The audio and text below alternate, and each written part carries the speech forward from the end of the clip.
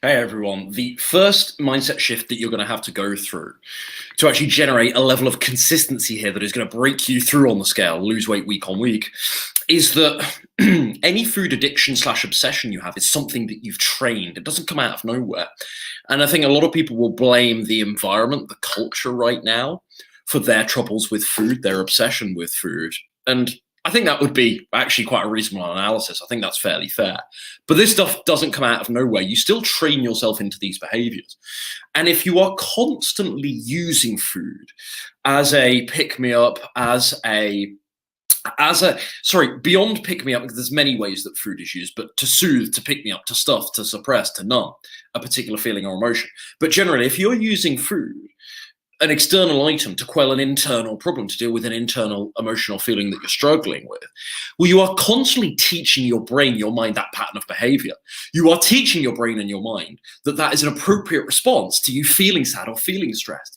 So of course you're going to keep doing it. And people wonder how on earth, there's a conversation I literally just had with a client, literally no more than 5 minutes ago.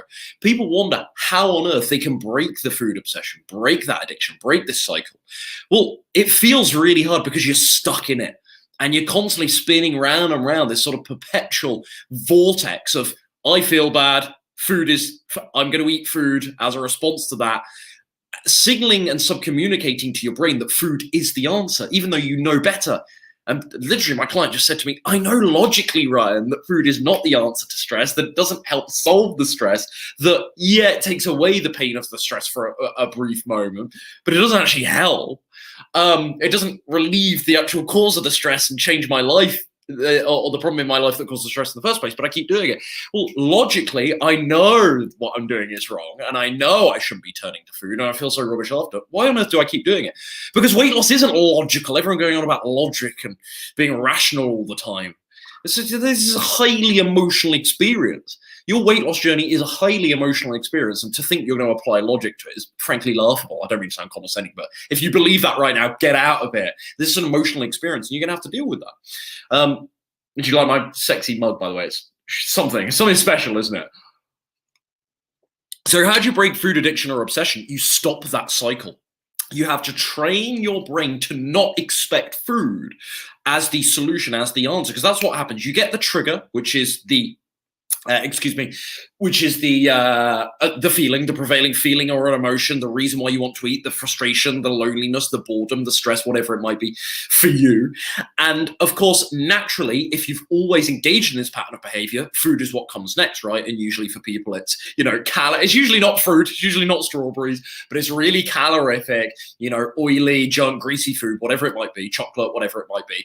Or for the non-sweet tooth folks, it might be something like chips, crisps, to my fellow Brits. Something savory that is also, equally terrible for you in many cases. And so junk food, burgers, whatever, fast food, savory fast food. And so that is just the assumed pattern of behavior that your brain expects. And it feels familiar. This is the other thing as well. I think a lot of people don't realize, and this is a slightly different point, but I think it's all related. And frankly, I've got very little structure for this video. So we're just throwing some mud at the wall and seeing what resonates with you guys, hoping it helps you guys out in some way. But that's the thing about cravings. A lot of people overestimate how much their cravings are predicated on taste, when it's more so about familiarity and comfort. Have you noticed when it comes to cravings, when it comes to honoring and answering cravings, you usually only go for the same 3 or 4 foods anyway. You don't crave wildly different things in your diet. You don't crave wildly different brands of food. If you do crave ice cream like I used to back in the day, you're not interested in vanilla ice cream or raspberry ripple or chocolate ice cream. I mean, you might be interested in one of those things, but you're not interested in all of those. You want, or as I wanted back in the day, I wanted the Ben & Jerry's cookie dough ice cream. Other Ben & Jerry's wouldn't do it. The fish food, that wouldn't do it for me. Ben & Jerry's banana, whatever the other flavors are. None of those would cut it for me. I had to have the cookie dough. Why? Because it's not about taste, it's about comfort, it's about familiarity. And when you are emotionally eating, so you are eating as a response to emotional eating, you're going for comfort, you're going for nostalgia more than you are taste, because it's providing some certainty. It's providing reliability after a stressful or a difficult day, or a day that's been up and down in terms of your emotions. It's amazing. People literally use junk food to be their friend because it's reliable, because it's safe, because it's guaranteed, because they know what it tastes like. There's not a risk to it. We know how it tastes. It's safe. It's familiar. It's not about taste. Now, it might tastes good because it's piled with artificial nonsense that gets us hooked, that food manufacturers put in junk food to get us hooked. So that won't help, right? You don't get that with apples, do you? That won't help with junk food. But this is a pattern of behavior that we are training ourselves. We are showing ourselves that food is an appropriate response to emotion. And it's not. You're not 6 years old. It's not. It's not appropriate whatsoever. So you have to break that cycle. So how do you do that then? How do you begin to separate feelings from actions in terms of feelings? I feel sad, I feel stressed, I feel lonely. Action being, I'm going to turn to food as something to do, the trigger, and then the response to the trigger being food. That is an association that you've trained. Your neural pathways, the synapses you use, you have trained this into your mind. How do you stop it? Well, this one is difficult, but you just stop doing it. And this is going to sound really reductive. It's going to sound very pull yourself up by the bootstraps. And this is not my only advice on this subject, but there's so much that I'm going to cover today that I can't afford to go to levels and level. I could do a video solely on food addiction, solely on emotional eating, and it would be 5 hours long, and I still would have only scratched the surface. This is what I talk about all day with my clients. I still would have only scratched the surface. So I have to decide what I'm not going to say, what I will say here, how many layers I'm going to peel back on every subject I discuss here. But this is what I wish to relay to you today, is you must break that cycle by not engaging in the cycle, knowing that it gets a great deal easier. In the same way that every time you say yes to emotional eating, you feel weaker and you feel more subject, more of a victim to the inevitability of the cycle. When you say no adversely, you build up this tolerance and you build up this separation from the feeling to the action of eating. So again, in the opposite / same way that when you say yes to emotional eating, you feel weaker because you sub-communicate to yourself that food is the response to emotion. That's the pattern of behavior your brain gets used to, and you feel crap about that pattern. So it's disempowering. In the opposite way, it's very empowering when you start saying no to those cravings, no to the desire to eat all the time. In the same way, that no, it becomes strengthened in times, and it becomes easier and more natural to say in time, because you start sub-communicating to yourself that food isn't the answer and it isn't appropriate response to whatever it is you're thinking and feeling with regards to food at the time. Make sense?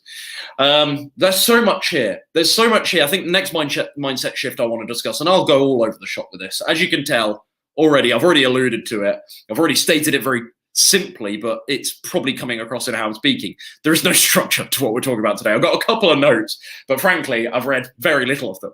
But the second mindset shift I want to share with you is that what you want and what you need in life are two very different things. And you'll see this in many, many areas of your life. What is best for you?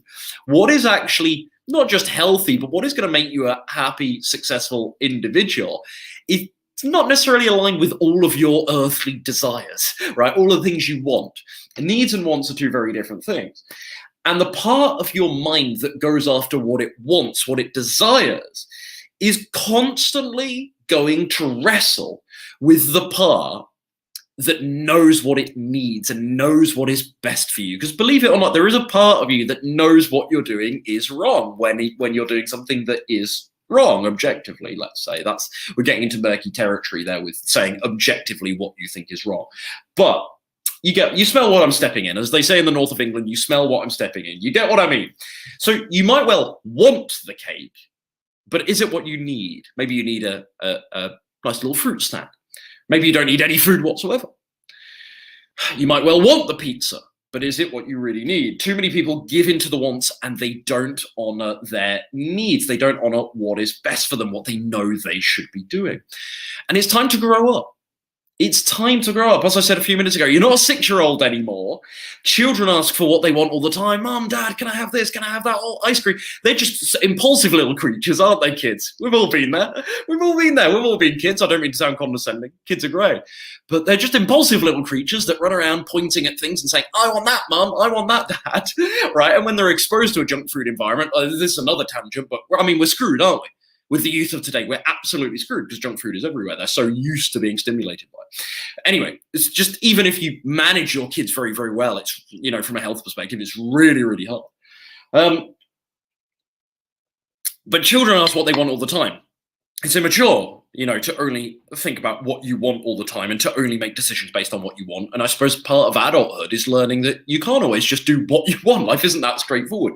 You need to pay the bills. You're not going to last very long if you feed yourself terrible foods and you just give in to all of your vices. You might destroy friendships and relationships by only doing things that you want in the moment and exercising zero discipline. And adulthood is when you realize that you can't just have willy-nilly what you want all the time. So my challenge to you is to stop indulging that want voice, excuse me. I want cake, I want pizza, time to grow up, quite simply put. And you don't need to hear this from a young whippersnapper like me. Well, maybe you do. Maybe that's why I'm saying it, because I know on some level that you do need to hear this. It's not, a reward. It's not a treat. You don't get to be an impulsive little creature running around, the store and picking up all of the things that you want. That's not what life is about. It's time to fuel. It's not time for a treat, a reward, a pick-me-up. So how do you begin to listen to your needs and turn off that want voice a little bit? Well, firstly, this is what's really interesting. And I've had a couple of conversations with clients recently about the role of the gut. And I mean emotionally, by the way. I don't actually mean in terms of a microbiota sense, but that as well. But your gut will tell you what to do. Your gut knows when you're about to eat something, but you simultaneously have goals of losing weight. It knows. If you sit there and ask yourself, do I really need this? Your gut will tell you the answer. Gut is a great instinct. But our stories, our projections, our insecurities, our fears, our limiting beliefs, basically our stories, what we believe, get in the way. And so cut through that and listen to your gut and ask yourself, do I need this food? Do I really need this pizza right now? Do I really need this cake right now? Is that necessary? The second step to turn off that want voice and start listening to your needs is in a similar way to ask, I suppose this is similar to the gut issue, but ask yourself when you're about to break, am I actually hungry right now? Am I actually hungry right now? Nobody does this. Nobody does any self-auditing. They are literally just mindlessly, and there's several reasons for this, by the way. I'm going to say it like it's a really simple solution, but they are mindlessly just running into the kitchen, grabbing food. They're mindlessly just going to the restaurant and ordering what they want. It's all very, very sort of just automated patterns of behavior that have little awareness over because they've built them into habits. And that's why they require little awareness, because it's something that's on autopilot, because you've established that habit. By asking yourself, am I actually hungry? You are doing at least some level of auditing. Now, just simply asking yourself, am I actually hungry when you're thinking about eating chocolate is not a guarantee that you don't eat the chocolate, obviously. It is quite, as with everything I'm discussing today, it's not that straightforward, right? This mental and emotional side of weight loss, of food choices, it's really, really hard. So I don't mean to give the impression that I'm very flippant with my advice, like, oh yes, this will solve everything, right? These reframes, these affirmations, these different perspectives, insights that I'm trying to plant in your head, none of this to say it's going to make, solving these issues a walk in the park, but I certainly believe it will help. Otherwise, I wouldn't be here today spending my time trying to give this advice. But ask yourself, am I actually hungry right now? And it's at least something. It's at least something to challenge you when you're about to do something. It's at least something in the wording that plays devil's advocate and gets you to think, oh, maybe I'm not. Right? And to create some awareness and mindfulness and consciousness around that, rather than just being this mindless vessel that runs into the kitchen every time they're bored, stressed, angry, whatever it might be.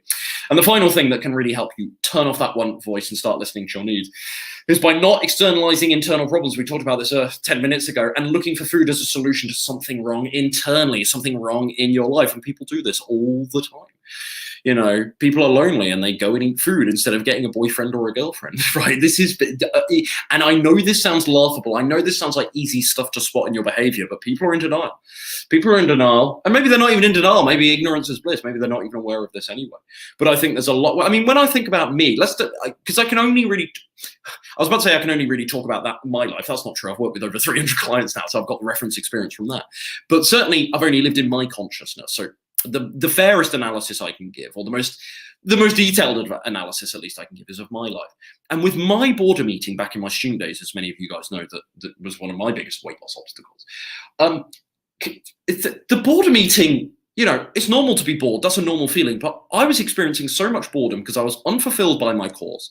Because even outside of university, I wasn't really, making the most of the university experience, joining clubs, and doing extracurricular things necessarily. By the time my third year came around, I wasn't really maximizing it. I wasn't really putting in all the effort in many areas of my life.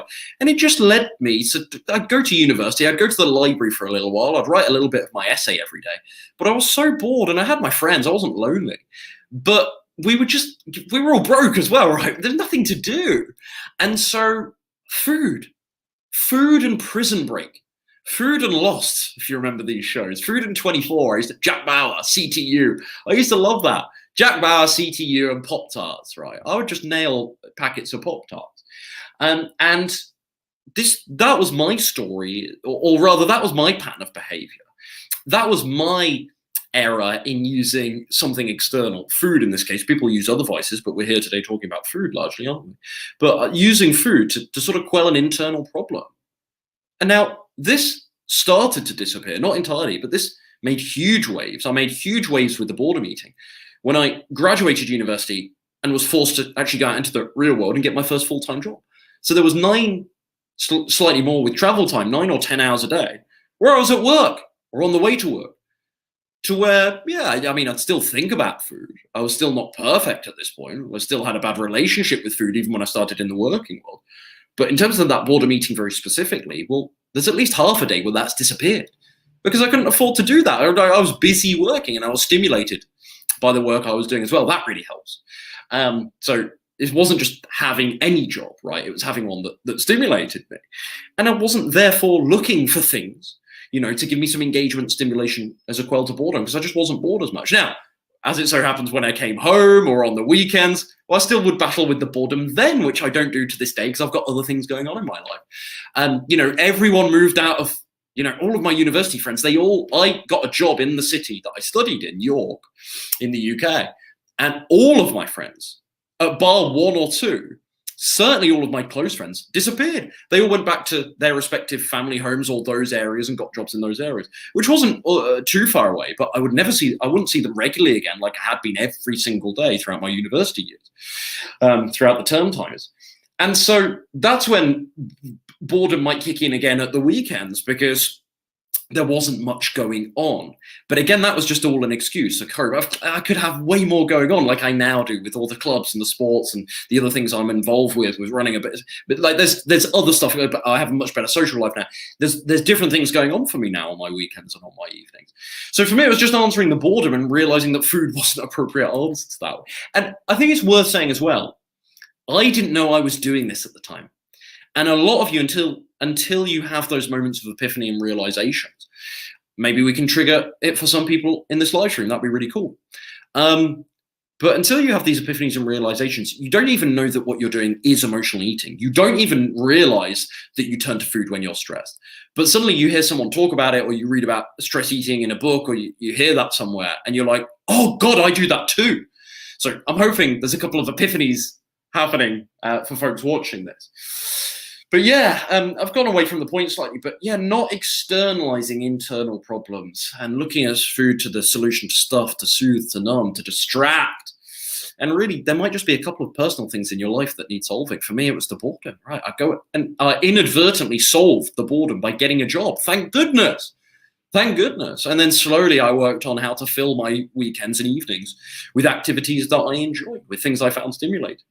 And I think it's worth saying as well, like, I still feel bored from time to time now. That still happens to me. But I can just sit there now and I can just tolerate it. Whereas when you're only experiencing boredom and you're experiencing all the time, it really is truly intolerable. Next point, you have to claim your own agency. Next mindset shift. Because, around 2/3 now of adults in the UK are overweight, and half of those are obese, by the way. So it's not just overweight, but half of those are obese.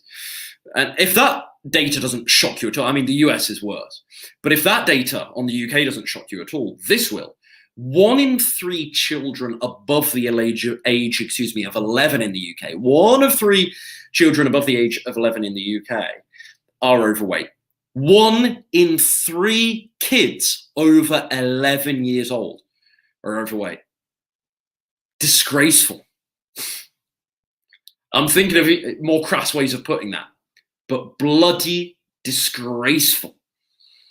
And so you're in a culture where obesity is everywhere, where bad food choices are everywhere, where people who enable bad food choices encourage you into terrible lifestyle habits. I mean, the UK as well has a terrible, I don't know, this is not the case in many other countries. So people don't resonate with this until they come to the UK and they see it firsthand. There's a terrible binge drinking culture in the UK as well.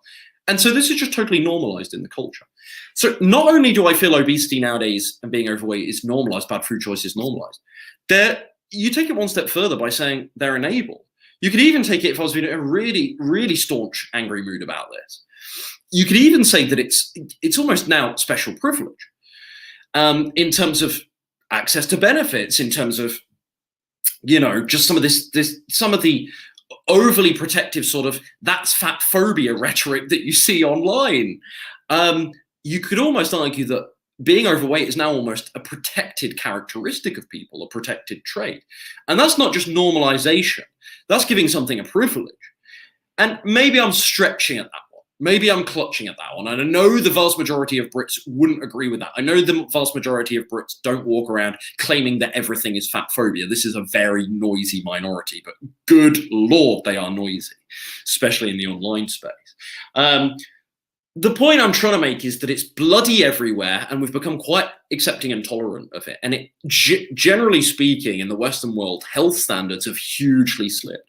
And so if you're growing up in this culture, if you're spending a lot of time in this culture, with the average person, I don't mean average in a condescending way, I literally mean the average person, well, you're surrounded by people with poor choices. If you just take a random profiling of people on the street in the UK, chances are you're surrounded by people with really bad choices, and 2/3 of those people are going to be overweight. And if some of those are children, a startling amount of those will be overweight as well. And so this is just everywhere. This is just everywhere. So I started this point out by saying you need to claim your own agency. That's a fancy way of putting it, isn't it? What do you mean? What do I mean by that? Well, you need to not be part of that crowd, and you need to realize that you as an individual you can have a resilience to those things, and you can ask for something different from life.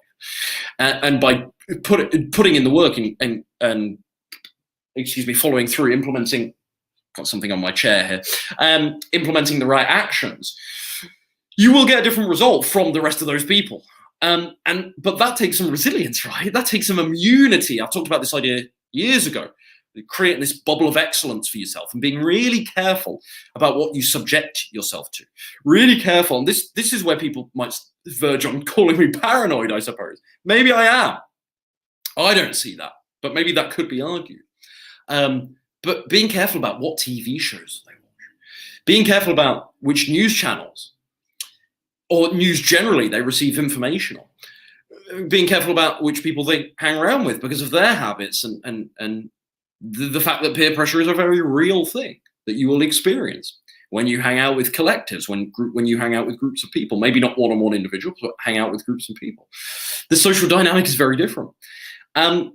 And you're going to have to create some kind of barriers to entry for that other stimulus, that other information, other opinions, other philosophies, other ideologies around food. Otherwise, you are just going to go along with everyone else. You are going to, quote unquote, drink the Kool-Aid. And so, yeah, I think this is where I would use the word responsibility, because when something is the social norm, it's easy to escape responsibility for it. It's easy to say, well, this is what everyone else does, and everyone else is overweight. And maybe people that are overweight don't consciously think that, but it comes through in their conduct that because it's so widely accepted, it isn't something that they need to change. And that just didn't happen years ago. You know, you'd be bullied and cajoled and shamed into actually getting fit, into actually getting in shape.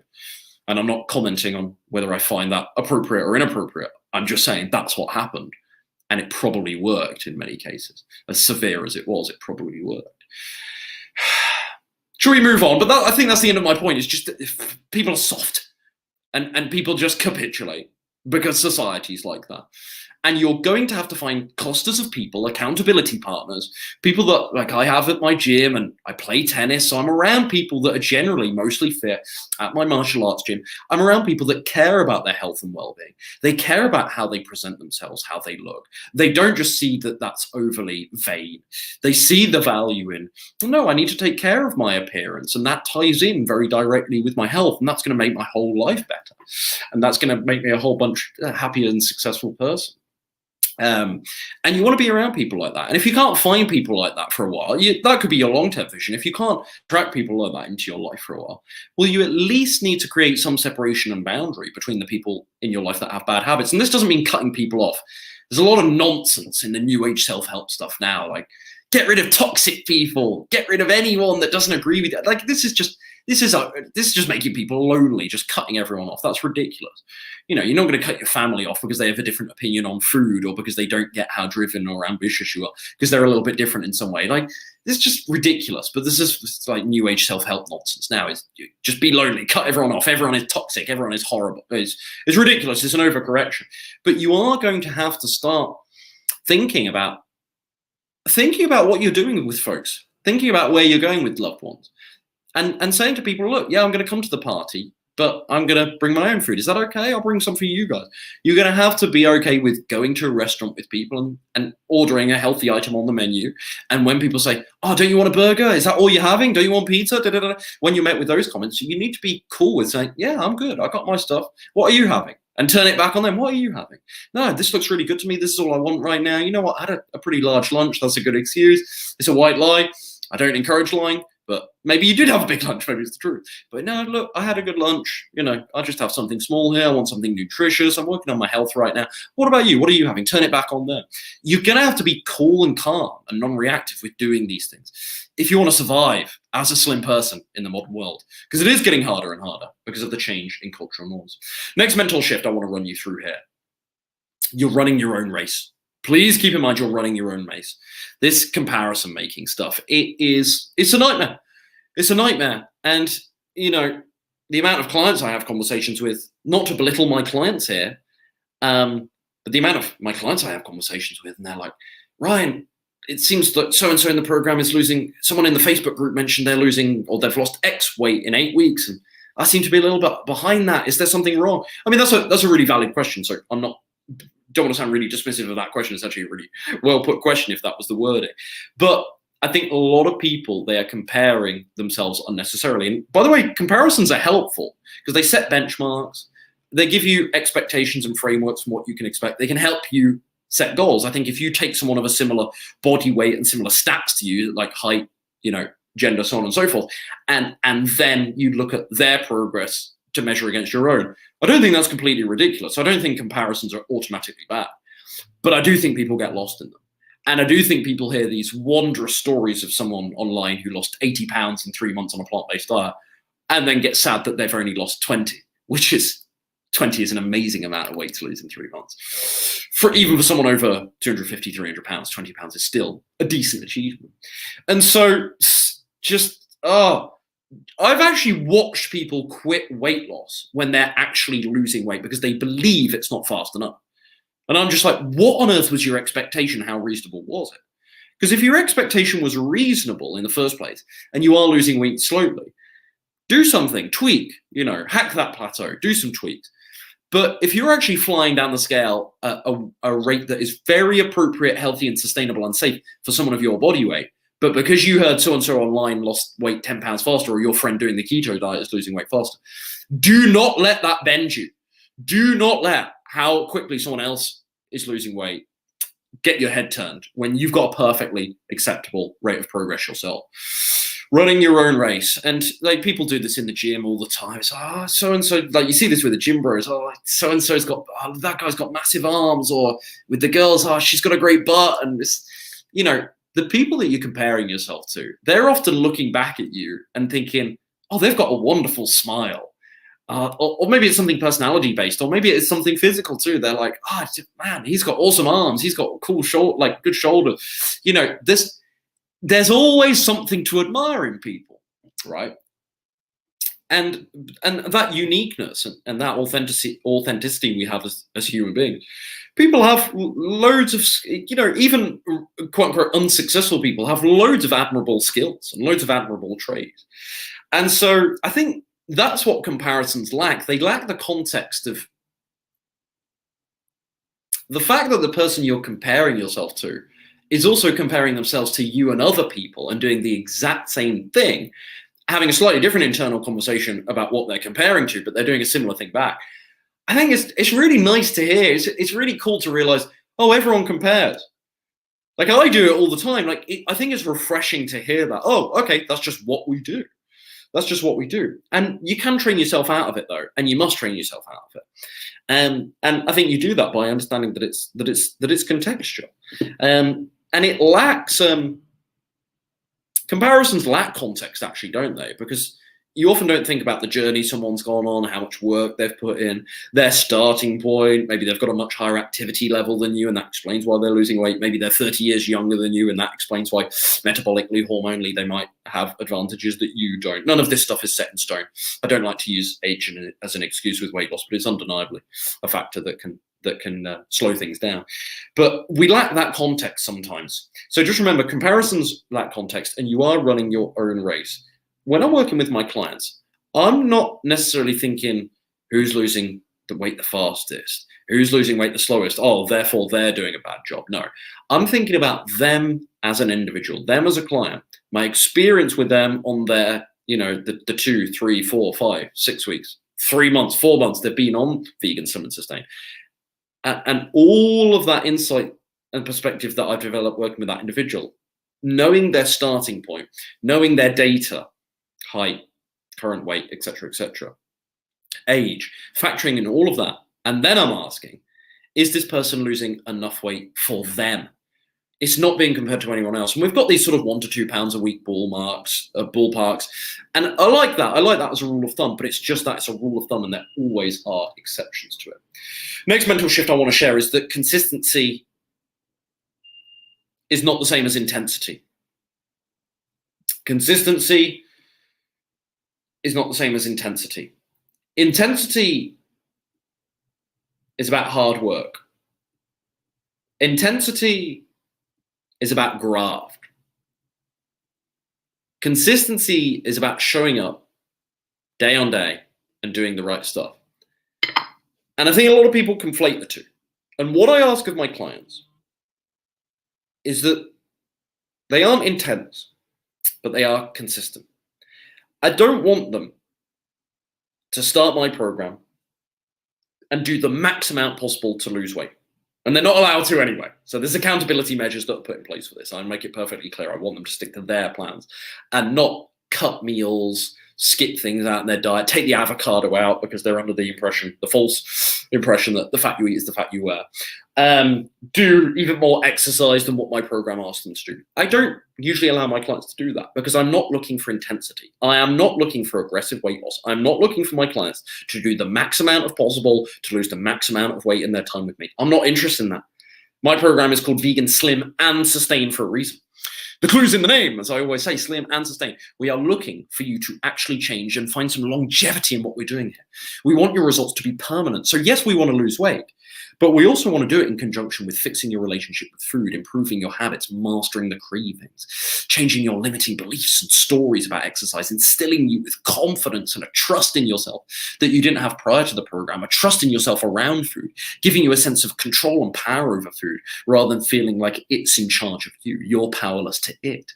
And it's those things I want to do for my clients. This is why I emphasize so much the mental and emotional side of things. This is why I constantly argue that the mental and emotional side of things is not nearly talked about enough in the online space, especially the online sort of vegan plant-based community. It's all about food all the time. Everything's about what I eat in a day. Here are my 3 favorite vegan meals. Like, all of this stuff has merit. I probably sound like so patronizing. All of this stuff has merit as content, but no, I say nobody, that's a sweeping generalization, but very few people are talking about the mental and emotional side of weight loss. And it's the missing piece of the puzzle. You can have the best plan in the world. You can have the healthiest vegan meals on the planet. They're not going to do anything for you if you're not consistent, or they're not going to do much for you if you're not consistent.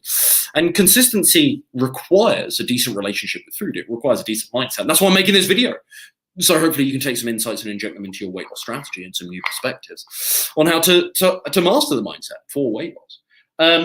I've digressed slightly. It was all about consistency, not intensity. So that's what we're going for here. We're going for actual genuine change, for longevity, for a sense that this is permanent for you this time. Let me drink from my sexy mug again. It's funny because I'm talking about really serious stuff. I'm talking about how to help people lose weight, improve their health. And then I bring this ridiculous looking mug on. It's like serious. The juxtaposition is great. Serious with the world's most sort of over the top flamboyant mug. It just doesn't work. It's a juxtaposition, isn't it? Well, I don't want my clients to do the max possible, to be really aggressive. I just ask for consistency. And consistency, consistency over perfection is it's become cliche, hasn't it? It's become ultimate cheese, self-help cheese, hasn't it? It's so cliche, but I like it. I like that saying, but it is cliche. Consistency over perfection. My clients can still eat out. They can still eat out once a week. They can still have the occasional, half a pint of beer, G&T glass of wine. I don't forbid those things. I don't ban those things because I want this to feel practical to people. I want this to feel real world to people. And if I was shooting for perfection or if I was shooting for intensity, I wouldn't permit those things. And maybe at times of some clients in certain scenarios, I don't permit those things and I don't allow bending of the rules. But generally, I'm maybe more tolerant than my persona on YouTube would suggest. And I do allow some wiggle room for clients. And think about it like this. If you're eating one meal out a week, let's say it's not something particularly health conscious like a vegan burger. Of course, I'd rather when you eat out, it's something decent. But let's say it is a vegan burger. If you're eating out once a week, that's 1 in 21 meals. That's not nearly enough to disrupt your progress, certainly on the scale. The bigger risk is the sort of slippery slope that can ensue when you start eating out and introducing foods into your diet and so on and so forth. Anyway, I digress. We are just after consistency. So what I would say to you is ask yourself, what makes me consistent? What makes me inconsistent? Am I sometimes shooting for a far too Puritan approach? Am I actually at risk of starving myself? I drive my calories so low that it actually threatens my consistency because I'm trying to be really Puritan. Those green juices that I love, can I still incorporate them into my diet, but maybe I don't make them a meal because they're like 200 calories and then I starve myself, right? This is all aggressive, intense stuff. We ain't interested in this. And you wouldn't be here on this channel if you wanted that. There are other channels out there that permit that. But yeah, consistency is not the same as intensity. And in my notes here, I forgot to say this earlier. This is a good question to ask. Is it realistic and practical to be perfect all the time? I suppose it depends what we mean by perfect, doesn't it? But yeah, weight loss is certainly a result of consistent action over time. It's a series of habits and behaviors that get stringed together that provide results rather than just these short bursts of intensity that can't really be sustained. So don't get too caught up in the failures and the what if scenarios. That's what people do. I was just speaking to my client earlier and they were like, oh, Ryan, I've been going well the last few days, but I'm really worried about what's going to happen tomorrow. I'm really worried about what's going to reveal its ugly head. Which sort of bad habits from the past are going to crop up tomorrow. And it's very easy to do this. It's very easy via future pacing to get worried about this stuff. But what I would say is you need a bit more of a recency bias. Like if you've been doing well lately anyway, stop judging yourself for past mistakes so much, for mistakes from weeks and months ago so much. So yeah, don't get too caught up in the failures, the potential failures, or the what if moments. What's going to happen tomorrow? What about next week when I eat out? Those are genuine challenges. And if my clients have a potential roadblock coming up in a couple of days' time, they've got a trip or a vacation, I'm going to help them with those things. But what I'll always say to them is, look, your stress about eating healthy on a trip or a vacation or what you're going to eat when we look at this menu from the restaurant you're going to for Heather's leaving do next week at work, your stress about that we cannot afford to let that take you off track today, because that's what people do. People know, oh, vacation's coming up. It's in 2 days. Well, I may as well start it now. I'll have a beer now. Yeah, we're finishing well. It's Christmas. People start celebrating Christmas on the December the 1st. People start eating mince pies in the UK on December the 1st. And it's a self-fulfilling prophecy. They just accept. It's a script. Oh, my Christmas weight, my winter weight gain. People joke about it. People joke. I shouldn't be laughing. I shouldn't be laughing. It's bloody serious. But yeah, don't get too caught up with that stuff. If you do have a roadblock or a challenge ahead, that is no excuse not to go off track now. So yeah, and I think we are I think perfection is actually easy to avoid when you're not desperately needy for weight loss. This is what drives people into aggressive strategies. This is what drives people to really low calorie diets and detoxes and juice fasting. They are really needy about losing weight quickly for something, whatever it is. And I think when you can detach from that a little bit, when you can say to yourself, well, I'll see how much weight I can lose this year as opposed to this month, you can more easily channel just a nice, calm, safe rate of weight loss. You can more easily implement strategies that encourage that and work with that. Next point, the faster you can take action, the faster you can grow. This is a really important mental shift. I can't, I don't speak to all of my YouTube audience here. The vast majority of people, I'll never hear from you. I don't know your name. I don't know where you're from. But there are people that engage with me on YouTube. There are people that engage with me on Instagram. The amount of people who I have messages from since early on in my years doing this, 3-4 years, if I scroll back, every 6 months they pop up with a question. Oh, Ryan, how did you make your hummus? Or what was in this recipe? Or Ryan, have you got any advice about cravings? If I scroll back, oh, Ryan, I'm interested in your program. If I scroll back through our messages, there's many people who've been messaging me for years. They're in the exact same spot. They're in the exact same spot. They've got all the information in the world. If anything, they've got too much information. It's causing sort of overwhelm and confusion. And they just need one process, one plan. And just go, bang, done. That's why people, ideally, if they can afford it, people have a coach, because it's just like, bang, here's your plan, go. And just trust in that process. But yeah, the faster you can take action, the faster you can grow. Do I really even need to explain this one? The amount of people that sit on the fence year on year and say, this is the year, January the 1st, I'm going to lose weight. I've got my New Year's resolutions. I'm going to finally do this now.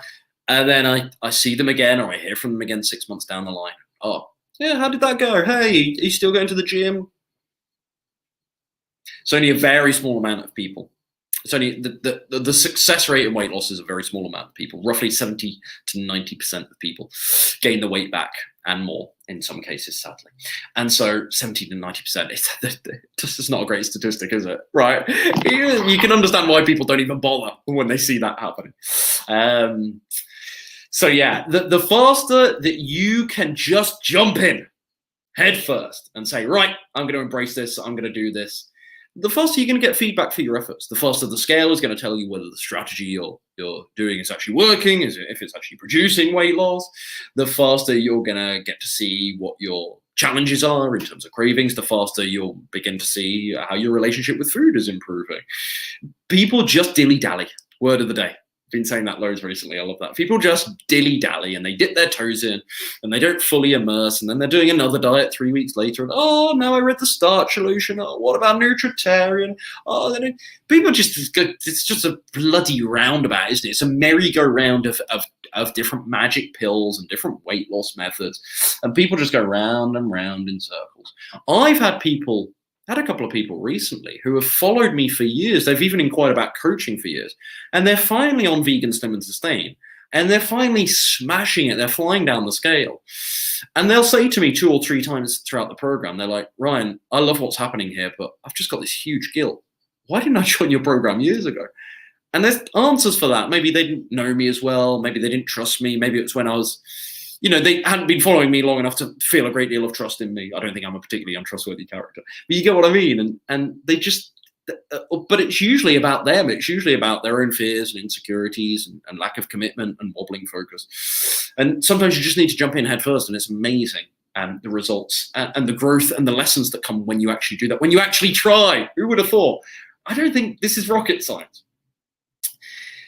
And yeah, sorry, in my notes here, the importance of taking action. I've just gone off-piece with everything we've covered today, but the notes are actually better than me just slowly talking away here.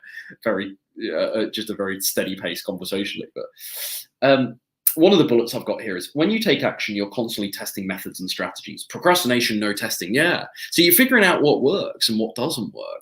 And you're actually getting that feedback, and then you can go and implement those lessons. The faster you can fail, the faster you will grow. I like that. The faster you can fail, the faster you will grow. Failing and finding out what does not work is still better than doing nothing at all. Amen. Amen, Ryan Adams. That's good advice, Ryan Adams. I like that. So yeah, the question being, is the fear of action holding you back? The fear of action, or the fear of failure. So not just doing the thing, but doing the thing and then it not working. Is it holding you back? And I made a video years ago, and I think I talked about this Mind Mastery for Weight Loss. Are you being punished? This idea of, are you being punished or are you being prepared? It would be easy for me to look back at the 4 years before I went vegan, when I was really up and down the scale, and say, why is this not working for me? I've tried everything. I've got all the time on my hands. I'm at uni, time in the world on my hands. I'm at uni.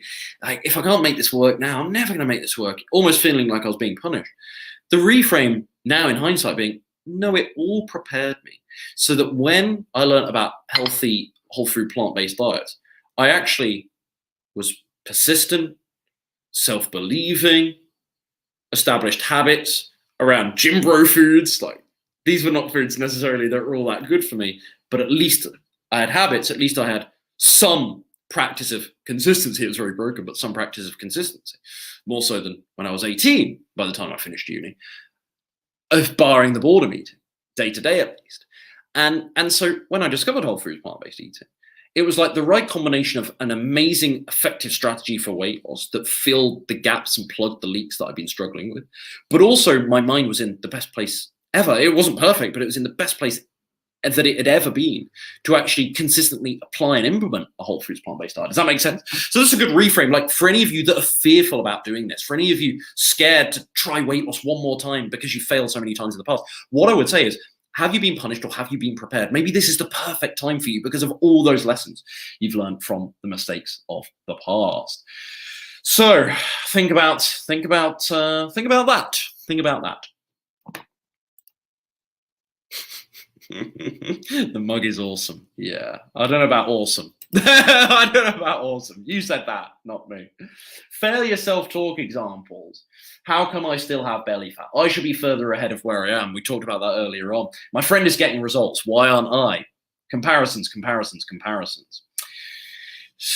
What else do I want to talk about? What else do I want to talk about? Identity. Identity is called to talk about here in my notes. This is really important for the mental emotional side. We've done a bit of emotional eating. We've sort of interjected between cravings, and we've covered a whole bunch on relationship with food and limiting beliefs. Let's do identity quickly before we finish. You need to find your identity in who you are, not what you do. And this is really, really crucial. This is really, really crucial because people make their identity about their actions. And I've always found this a big mistake. I'm a chocoholic. I can't live without wine night. It's all about actions, but you need to make it who you are. So here's some examples of this. I know this is so broken, folks, this live stream. It's like, it's not concise. It's all over the place, but thanks for staying with me. Hopefully it's still useful regardless of the lower pace, the slower pace. I want to eat more fruits and vegetables. You might be saying, I want to eat more fruits and vegetables. I want to eat a healthy plant-based diet. Reframe it as, I'm a fruit and vegetable eater. You see what I mean? You take it from action to who you are, to identity. I want to drink less alcohol can be reframed as, I'm a less alcohol drinker. I know it sounds funny, but these are little reframes that can really help you see differently. I want to keep a food journal to keep track of my nutrition can be reframed as, I'm a food journal. I want to run more so I can get fit. I'm a fitness focused runner. You get what I mean? We take the action and we create identity around it, but not bad identity. Not bad identity like, I'm a chocoholic, right? And just accepting that that is us and that is who we are, and therefore we've got a preordained script. And here's a little excerpt from my book, Mind Mastery for Weight Loss, that you can get at naturalweightlossmastery.com if you're interested. Remember that behavior follows identity. To encourage the optimal behavior so you reach your goals, you must start by looking at how you relate to yourself. These admittedly subtle sounding reframes that I've just given you, they can help you to begin to do just that. Repetition of new habits will help reshape your identity over time. Whilst the identity shift that came with my transition to a plant-based approach was a fairly quick one, it was filled with many days and weeks of new, consistently practiced habits. When you act deliberately and consistently, your subconscious will become familiar with your new behaviors, and gradually your sense of self will begin to change. This is one of an endless list of reasons why consistency is the key to weight loss. So main takeaway from that is behavior follows identity. You start to inform yourself through action of who you are, but you actually need to do that action enough to whereby it becomes repetition and your brain can begin to expect it. And there are two types of identity. I've talked about this many times. Personal identity, which is your sense of self and the way in which you relate to yourself, how you view yourself. I'm a chocoholic. And social identity. Other people view me as a chocoholic. Other people make jokes about my chocolate addictions.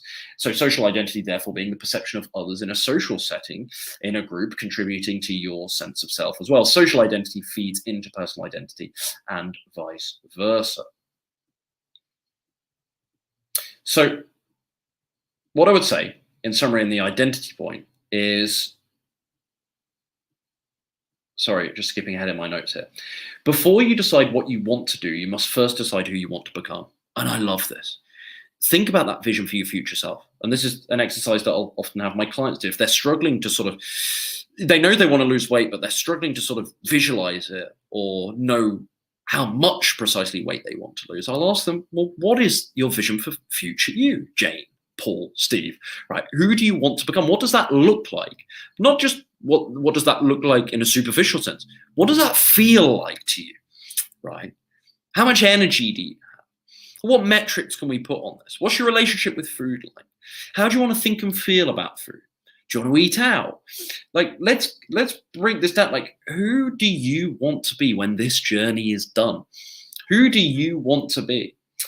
And that's going to inform you of what to do along the way. So yeah, this has been really broken, but yeah, identity, huge. Get comfortable with being uncomfortable. That's a really obvious one. Does that need to be talked about? Comfort zones and weight loss. Are you comfortable being overweight and fearful of being slim as a result because you're so comfortable being overweight? Have you just accept that? Do you feel comfortable watching Netflix instead of working out? The answer to these questions for many people is yes. You're going to have to be okay with challenging that and feeling uncomfortable. What else is in my notes here? I was going to talk about this for 5 minutes, but I think it's run its course and I feel myself low energy now. That's when I know I need a break. The battle is fought in the mind before you see success in the physical form. We know this.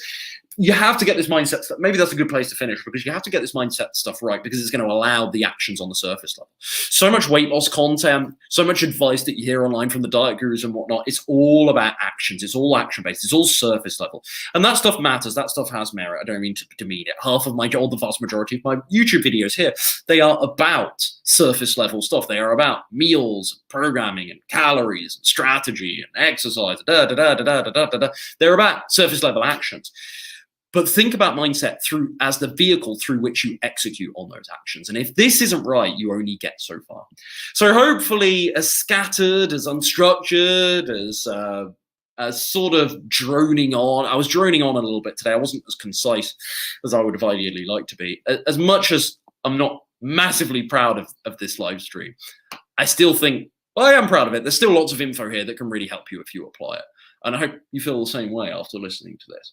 But if you do need also the surface level stuff and you need the diet advice, you've just run into my channel for the first time and you'd like to know a little bit more about what and how to eat for weight loss, what to do with exercise, so on and so forth, you can check out in the description. I've put a link to my free no BS vegan weight loss guide, so you can have a read of that. If you want to just cut to the chase, fast track your progress and work with me, you can head over to ryanadamscoaching.com and learn a little bit more about my vegan slim and sustain program. Still got 5 spaces available for this coming Monday, June 26th. So get in touch for that. Those spaces will fill up. I expect them to. So get in touch shortly for that. Yeah, thank you for your time. You can tell I'm not happy with this. I'm not entirely happy with this live stream. I think it's the worst one I've done in a while. I'll sort of go and watch 5 minutes of it later and I'll go, oh no, actually there was some pretty good advice there. But right now, because I haven't really stick to my notes and because I've been all over the place, I don't feel it was great. So thanks for sticking with me. And yeah, let's wrap up here. Have a good day, everyone. Yeah, you can tell I'm like reluctant to sign off because I just don't feel I've given everything I can give to this. But you know, this mindset stuff, it needs so much more coverage, and I'm going to give it more coverage. And this was just an hour, less than an hour on it today. There's so much more. Like, We did emotional eating, but not that much. We didn't even talk about self-sabotage today, which is in the title of the video. I mean, we have, but not directly. There's so much more to talk about on this. Thanks, folks, for your time. Speak soon. More content on this coming soon, I think is the summary. I don't want to go, but I got to go.